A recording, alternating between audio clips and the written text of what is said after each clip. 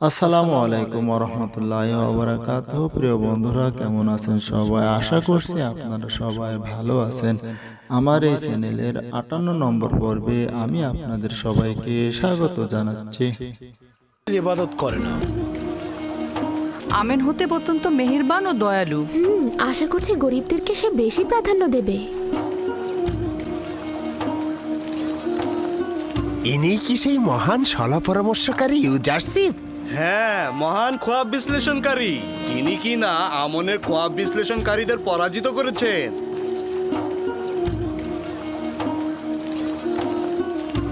দেখো কত সুদর্শন, কত শান্তশিষ্ট আর মেহেরবান মনে হচ্ছে।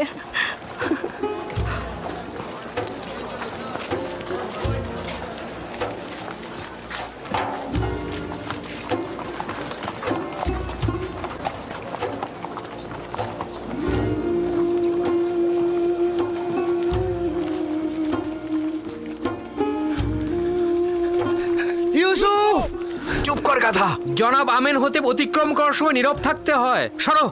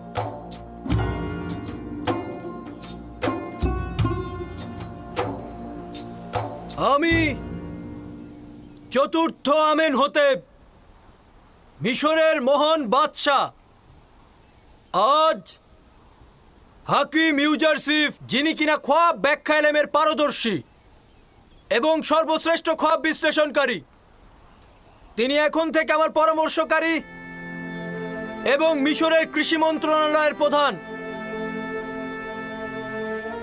এছাড়াও আজকে তাকে মিশরের সর্বোচ্চ মাকাম অর্থাৎ স্বর্ণ খেতাব সম্মানে ভূষিত করা হবে।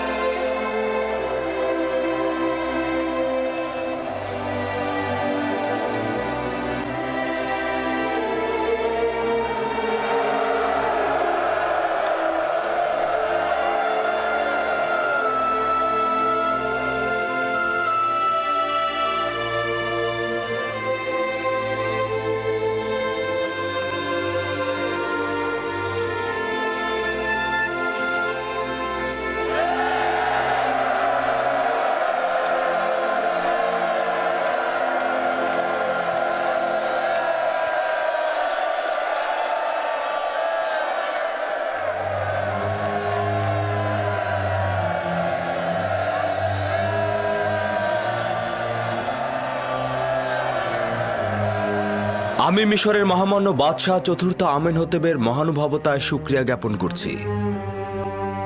মহামান্য বাদশাহ এখন আমাকে সর্বোচ্চ স্বর্ণখেতাব সম্মানে ভূষিত করার পর আমার অতীতের একটা স্মৃতি মনে পড়ে গেল। যখন জনাব পুতিফারের রাজমহলে ছিলাম, বানু জুলেখার খাস খেদমতগার কারিমামা আমার অতীত ইতিহাস আমাকে মনে করিয়ে দিয়ে বারংবার আমাকে সম্মান জানাতো। বলতো একজন মরুচারী ও ভেড়ার রাখাল।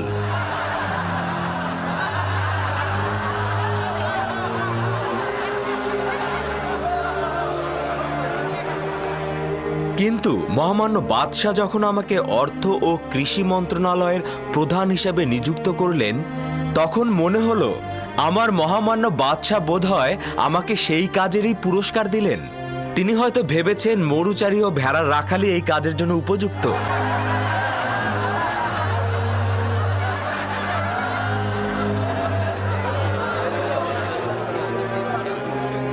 যদি ইউজারশিপকে একবার হাতের নাগালে পেতাম, তবে এক মুহূর্ত নিরাপদ থাকতে দিতাম না। অনুমতি প্রদান করবেন, আমি যেভাবে ভালোবাসি ও শিখেছি আমি সেভাবেই আপনাদের সাথে কথা বলবো। আমি নিজেকে মিশরের জনগণের খাদেম হিসেবে মনে করি। তাদের ইচ্ছার মালিক বা তাদের থেকে শ্রেষ্ঠ আমি নই। আমি মিশরের জনগণের কাছ থেকে সাহায্য চাইছি। দোয়া করবেন মহামান্য বাদশার দেয়া সেবা কর্মের ওজিফা আমি যেন সঠিকভাবে পালন করতে পারি। সবাই মোটামুটি অবগত আছেন যে আগামী 7 বছর মিশরে অফুরন্ত নিয়ামতের বৃষ্টি ঝরবে এবং ফসল উৎপাদিত হবে। পরের 7 বছর দুর্ভিক্ষ ও শুকনো মৌসুম বিরাজ করবে। আজ আমি আপনাদেরকে কথা দিয়ে গেলাম, যদি পাথরের উপরও বীজ ছিটিয়ে দেন তবে সবুজ হবে এবং ফসল ফলবে। অতএব এখন থেকেই ফসল ফলানো শুরু করে দিন। যে সকল কৃষক মূলত গমের চাষাবাদ করেন তারা অধিক ফলনকৃত শস্য রাষ্ট্রীয় গুদামে জমা করুন। এতে করে আপনারা ক্রমান্বয়ে জমির মালিকানায় অন্তর্ভুক্ত হবেন। আমি জানি যে মিশরের সকল জমি জমার মালিক মহামান্য বাদশাহ। আমি এ ব্যাপারে পরে আপনাকে বিস্তারিত বলবো। কিভাবে বুঝবো যে তারা জনগণের গম জমা করবেন এবং নিজেরা উচ্চ মূল্যে বিক্রয় করবে না? রাষ্ট্রীয় গুদামে জমাকৃত গমের রক্ষণাবেক্ষণ কিংবা ক্রয় এবং বিক্রয় আপনাদের দ্বারা নির্বাচিত প্রতিনিধির মাধ্যমে সেটা সম্পন্ন হবে। সরকার বা সরকারের প্রতিনিধি শুধু সেটা তত্ত্বাবধান করবেন। আপনারা শুধু 1 বছর খাবার জন্য যতটুকু গম প্রয়োজন এবং আগামী বছরের বীজ নিজেদের কাছে রাখবেন, বাকিটুকু হুকুমতের গুদামে জমা রাখবেন। যদি যোগ্যতা সম্পন্ন শাসক হয়েই থাকেন, তাহলে উচিত হচ্ছে চূড়ান্ত সিদ্ধান্ত গ্রহণ করা। ওই সময় জনগণ নিজেরাই আপনাদেরকে সাহায্য করবে। জনগণ যদি হুকুমতের কার্যাবলী নিজেরাই তত্ত্বাবধান করেন, তবে তো রাষ্ট্রের সাহায্যকারী হিসেবে চিহ্নিত হবেন। যদি কেউ এতে একমত না হন, তবে তার উপরও কোনো জুলুম হবে না। মনে হলো তোমার কথার জবাব দিল। কেউ চাইলে নিজেরাই গম সংরক্ষণ করতে পারবে। আমরা আপনাদের ভবিষ্যতের কথা চিন্তা করেই গম সঞ্চয়ের সিদ্ধান্ত নিয়েছি। আপনারা যদি চান নিজেদের মতো করে সঞ্চয় করবেন তবে সেটাও করতে পারবেন, কিন্তু যদি কোনোভাবে সে গম নষ্ট হয়ে যায় তবে মিশরের বাদশাহ তাকে কোনোভাবেই আর সাহায্য করবেন না। গম এবং বীজ সেই ব্যক্তি পাবেন যিনি রাষ্ট্রের এই সিদ্ধান্তের সঙ্গে থাকবেন। কৃষকগণ রাষ্ট্রীয় কোষাগারে গম সঞ্চয়ের মাধ্যমে আপনারা যেমন ক্রমান্বয়ে জমির মালিক হবেন, তেমনি নিজে ও পরিবার দুর্ভিক্ষের কবল থেকে নাজাত পাবেন।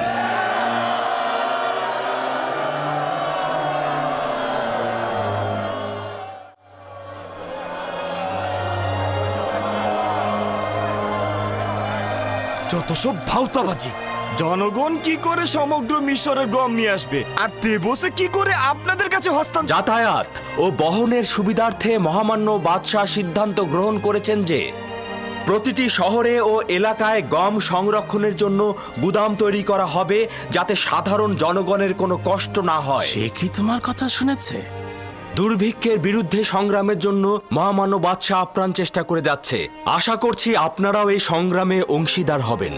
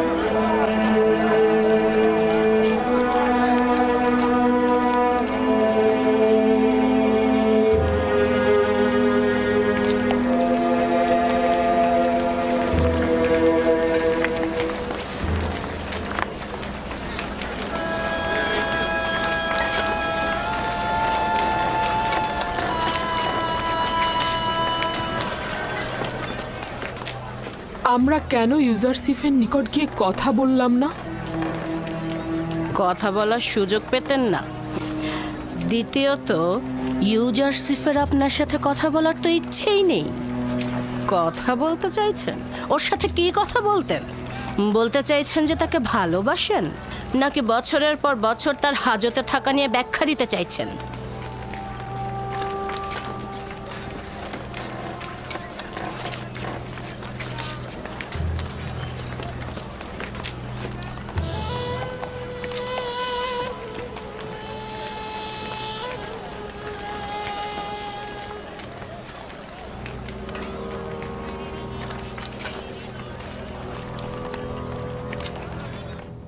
ইউজারশিপ জানে না যে সকল মানুষই আমেনহোতেবের জমিগুলোতে কৃষি কাজ করে। ইউজারশিপ অনভিজ্ঞ জওয়ান, সে এই কাজ দ্বারা মিশরের হুকুমতের উপর কুঠারাঘাত করবে। কয়েকশো বছর যাওয়ার পর মিশরের বাদশার হুকুমত জনগণের উপর দুর্বল হয়ে পড়বে, কোনো পৃষ্ঠপোষকতাই থাকবে না। অথচ আমন মন্দিরের সকল ধন সম্পদ ও কৃষি জমি জমা তখনও নিজের জায়গায় থাকবে। এই পরিস্থিতিতে এটাই উত্তম হবে যে ইউজারশিপের কৃষি বিষয়ক সিদ্ধান্তের বিরোধিতা না করা। খেয়াল রাখতে হবে ইউজারশিপ যেন কোনোভাবেই হুকুমতের নেতৃত্ব প্রতিষ্ঠা করতে না পারে। যদি চতুরতার সঙ্গে আমল করি তবে আমরা ইউজারশিপের পতন ঘটাতে সক্ষম হব। আমাদের উচিত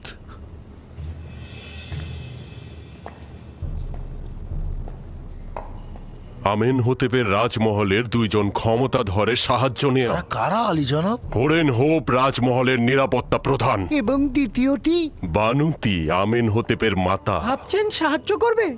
আমাদের কৌশলের উপর তা নির্ভর করবে। যদি হোরেনহোপ ও বানুতি আমাদের সাহায্য করে তবে ইউজারশিপের পরাজয় একদম নিশ্চিত। হ্যাঁ,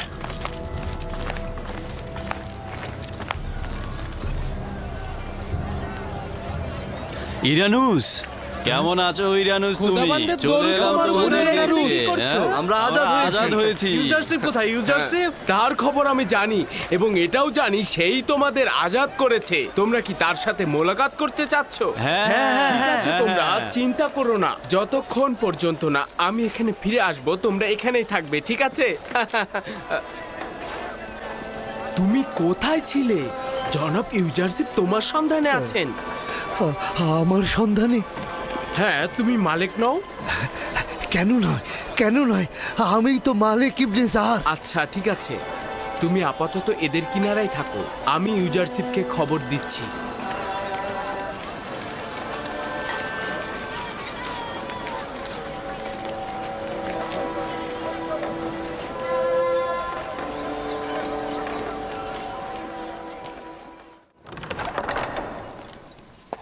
আলী জনাব, অনুমতি চাইছি।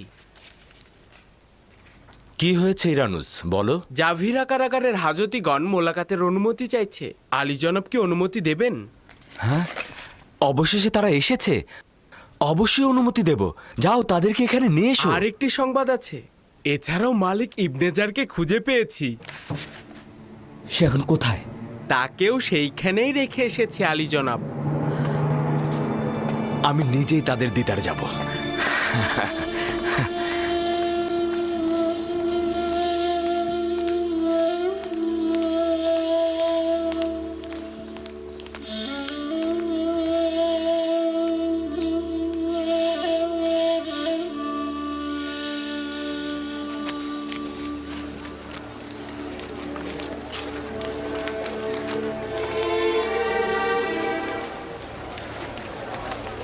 তোমরা এসেছো, আমি তো তোমাদের অপেক্ষায় ছিলাম। দরুদ, দরুদ খোদার পয়গম্বর, তোমার জন্য আমরা মুক্ত বাতাসের স্বাদ পাচ্ছি।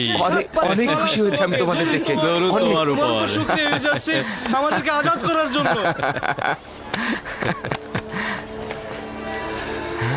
দরুদ খোদা নবী, দরুদ।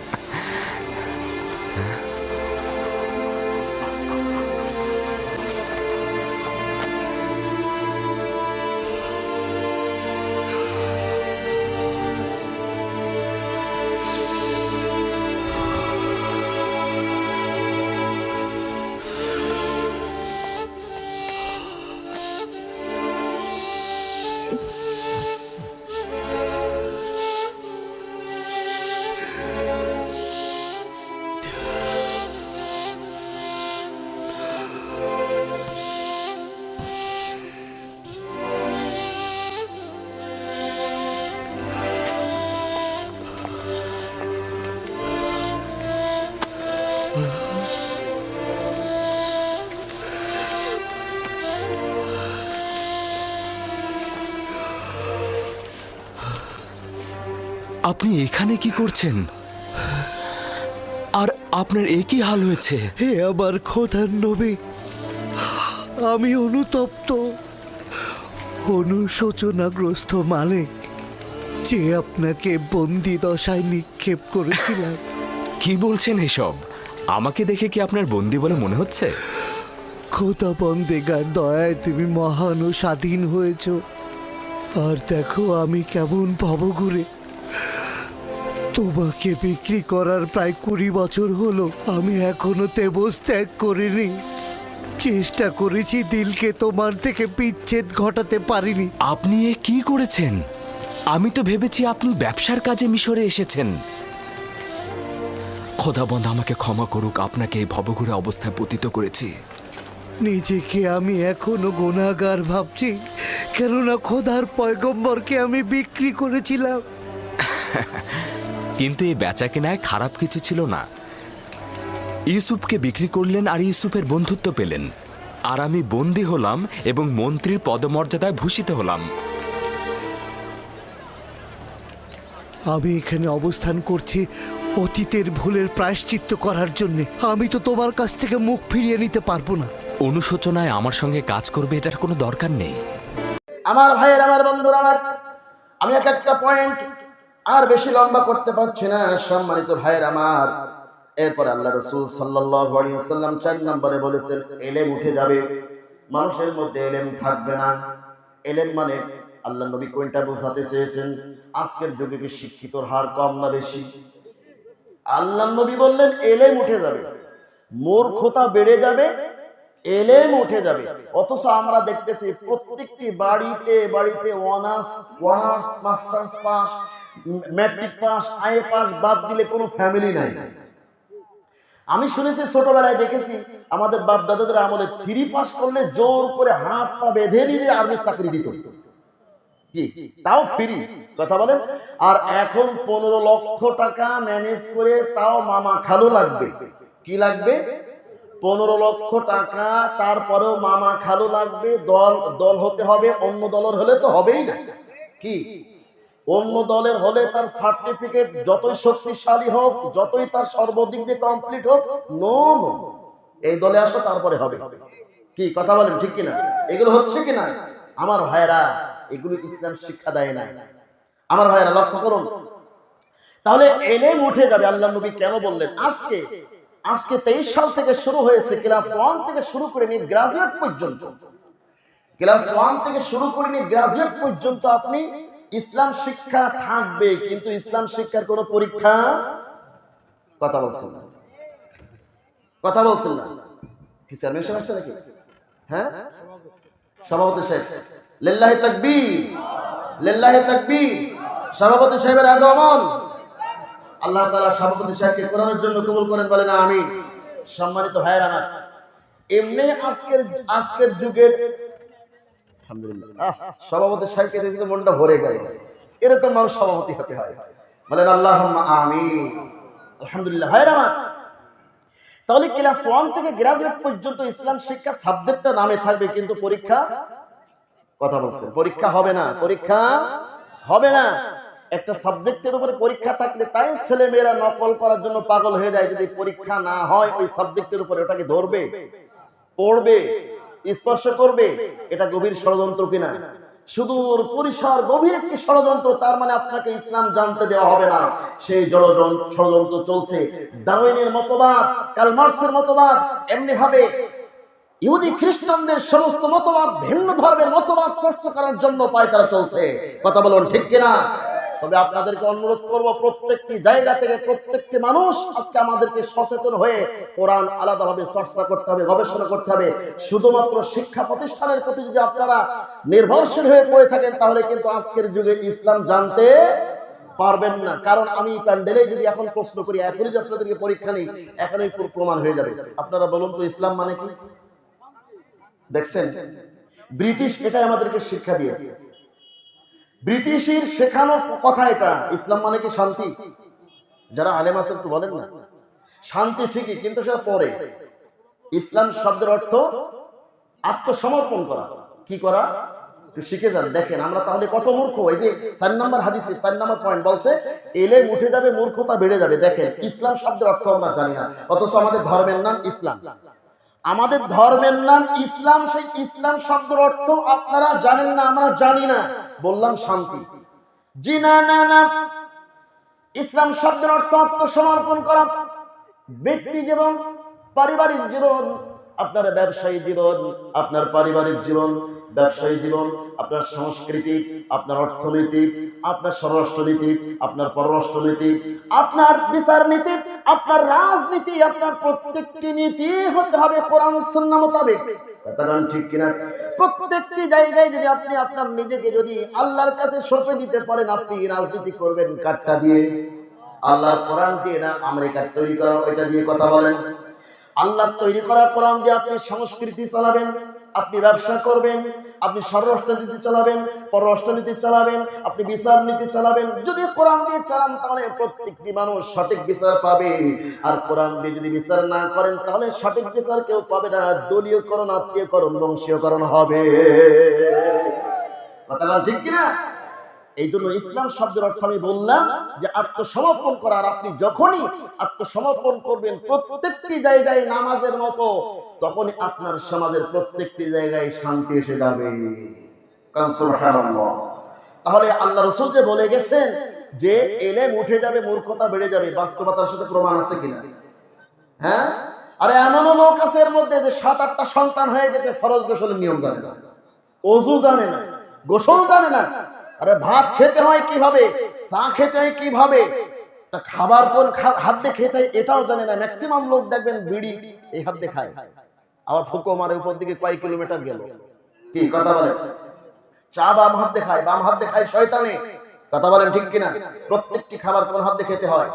তাহলে আমরা মূর্খ হয়ে গেছি কিনা? কথা বলেন। আজকে উসমানের জীবনী, আলীর জীবনী, খাদিজার জীবনী, আয়েশার জীবনী, তারপরে আবু বকরের জীবনী, আল্লাহ রাসূলের জীবনী আমরা যত পড়বো তত ইসলাম জানতে পারবো। এগুলি আমাদের পাঠ্যপুস্তকে থাকার দরকার আছে কিনা? কথা বলেন। এগুলি আমাদের পাঠ্যপুস্তকে যদি আমাদের ছেলে মেয়েদের, কোমলমতি ছেলে মেয়েদেরকে যদি পড়ানো হয় তাহলে তারা পর্দাশীল হবে, তারা গান বাজনা ছাড়বে, তারা অপসংস্কৃতি ছাড়বে, তারা ইসলামের প্রতি দীক্ষিত হবে। কথা বলুন ঠিক কিনা? আজকে ক্লাস 1 থেকে শুরু করে নিয়ে গ্রাজুয়েট পর্যন্ত ইসলাম শিক্ষা থাকবে, পরীক্ষা হবে না। এর অর্থ হচ্ছে মানুষকে আজকে ইসলাম থেকে বিপরীত পথে নেওয়ার গভীর সুদূর পরিসর পরিকল্পনা চলছে। কথা বলুন ঠিক কিনা? এই জন্য আল্লাহ নবী বলেছেন, 4 নম্বরে বলেছেন যে এলেম উঠে যাবে, মূর্খতা